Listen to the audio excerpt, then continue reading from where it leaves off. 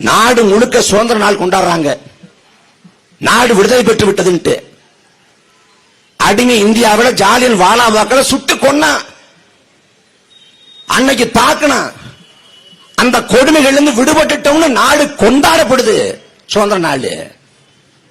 அந்த சுதந்திர நாள் கொண்டாடப்படுற வேளையில கர்நாடக காட்டுக்குள்ள 3 தமிழன் கொலை செய்யப்படுறேன்.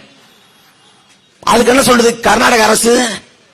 அவன் மான் வேட்டையாட வந்தான், மான் வேட்டையாட வந்தான், நாங்க கண்டுபிடிச்சிட்டோம். நாங்க பிடிச்ச உடனே அவங்க துப்பாக்கி எடுத்து சுட பார்த்தாங்க. நாங்க தற்காப்புக்காக ஒரு வழி இல்லாம நாங்க திரும்ப சுட்டோம்ங்கிறேன்.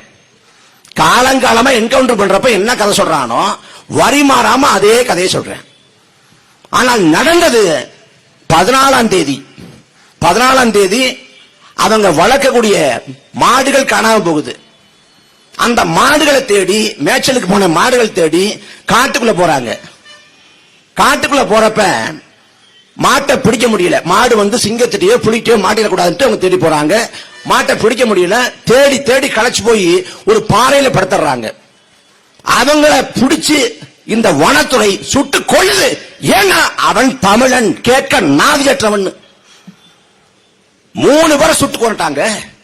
ஒருவேளை கர்நாடக அரசு சொல்வது போல மானை வேட்டையாடிய ஆட்களாக நபர்களாக இருந்தால் கூட வழக்கு போடு, நீ வழக்கு போடு, சிறைப்படுத்து, கைது செய். சுட்டு கொள்றதுக்கு யாரா உரிமை கொடுத்தது? யார் உரிமை கொடுத்தது? சுட்டு கொண்டுட்டான் அநியாயமா.